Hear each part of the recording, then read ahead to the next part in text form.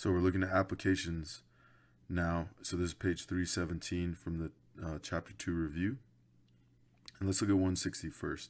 So we're talking about opening a business. Sandy wants to start a florist shop in 6 years and figures that she will need $20,000 to do it. If she can earn 7% interest compounded annually, then how much does she need now to reach this goal?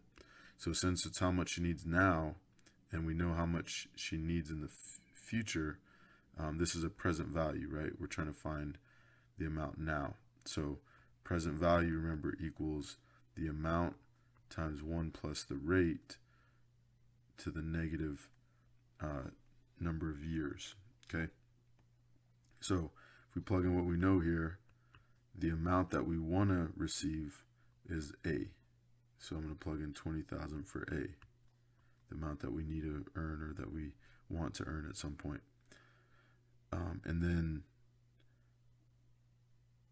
the rate is 7%, right? But we always want to convert it to a decimal. So it's going to be 0.07. And then the number of years is 6. So that's going to be our N. Okay, don't forget the negative there. And then now we can just plug this into our calculator. All right, and plug it in just like it looks, and we'll get 13,326.84.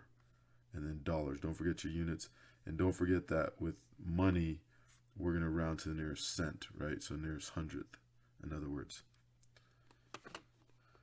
And that's something that you might not see it say what to round to in the question, but that's just something that I want you to know, and something that's just common knowledge, right? All right, let's take a look at number 154. So now we're talking about a badminton court, and we're talking about polynomials now. So this is from 4.4, I believe, or similar to some stuff we did in 4.4. So they don't tell us that a badminton court or what shape it is, but we'll assume it's rectangular, right? Most courts are rectangular. I know not everybody plays badminton necessarily, but it's a rectangular court. Okay, so it says the width is 24 less than its length, right? So if its length is x, right, length x, then that means that the width is x minus 24. Okay. So now we want to find polynomials p of x and a of x that represent perimeter and area. So perimeter p of x is going to be the sum of all the sides, right? So I'm basically just adding up all the sides there. So I can do x plus x minus 24 plus x minus 24, or I can use 2w, or 2l plus 2w, or I could just add them and multiply by 2, add the length and the width and multiply by 2. So a lot of different ways to do it. I'll just go with this. So then x plus x plus x plus x is 4x, and negative 24 plus negative 24 is negative 48. All right, so there's p of x. Okay. All right, now for a of x, we're going to multiply, right? We're going to multiply x by x minus 24. And so we would distribute, so we get x squared minus 24x. So that's our area polynomial or function. So now that we have those functions, now we can input values, right? So for they ask us to find p of 44, right? So I can say, okay, well, that means what if the length is 44? What would the perimeter be? So I can do p of 44, and that's going to equal 4 times 44 minus 48, right? So I'm just plugging x in for the p function. And so 4 times 44 is 176. And 176 minus 48 is 128. All right, now don't forget your units. We're talking about feet, right? So this is perimeter is feet. So p of 44 equals 128 feet. So if the length of that badminton court is 44, then the perimeter is 128 feet. Now let's do the same thing with area. So they ask us to find A of 44, right? So we're going to use the A function, plug in 44 as the input. So it'll be 44 squared minus 24 times 44. So I'll do exponents. 44 squared is 1,936. 24 times 44 is 1,056. Negative times a positive is a negative, right?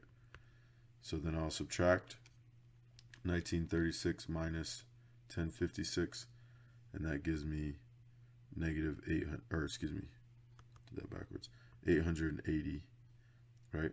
And once again, we're talking about feet, but with area it would be feet squared, right? Square feet.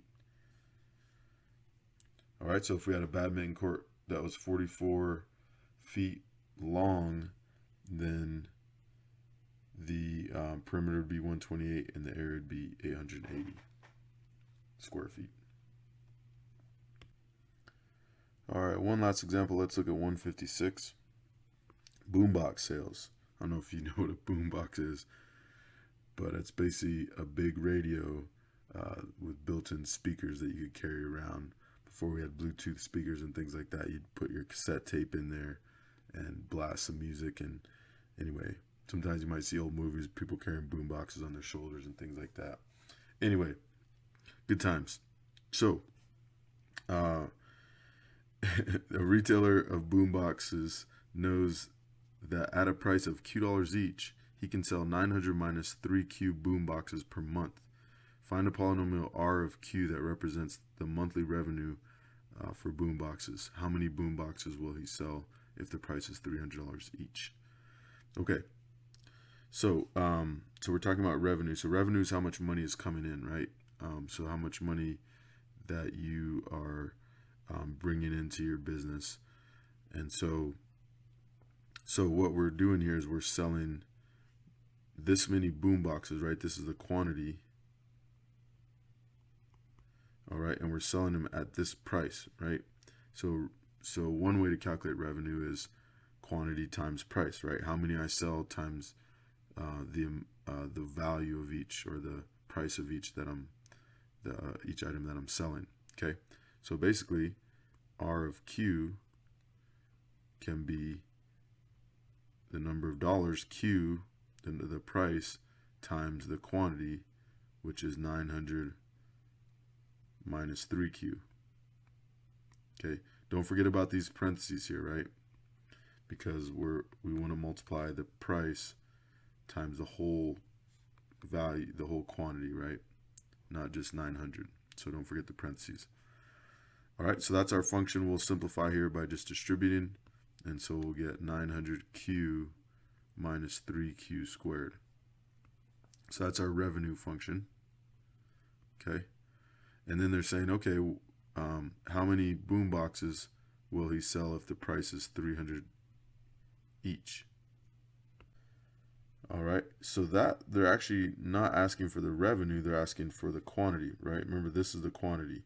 So in this case, we're actually going to do 900 minus 3 times 300.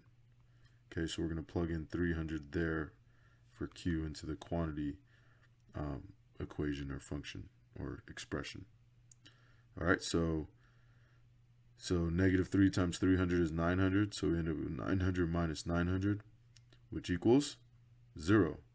So 0 boom boxes, right? Don't forget your units.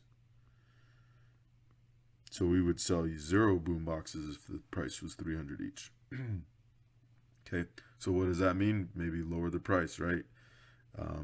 So anyway, so that gives you an idea of how we might use polynomials in a business setting, right? If we had some functions of price and quantity, we could use what we know about polynomials to make a revenue function, and then we could evaluate based on the price what our revenue would be, what our quantity is, and so forth and so on.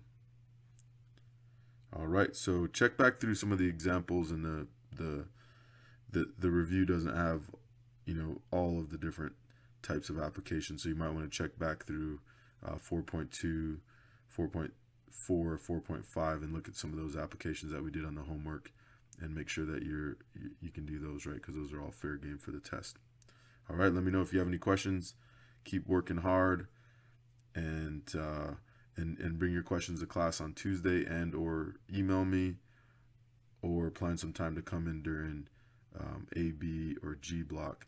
For me, G block, up until the test, I'll be in Garden Hire, so you're definitely still welcome to come in, but just remember that's where I'll be, and make sure you get a pass.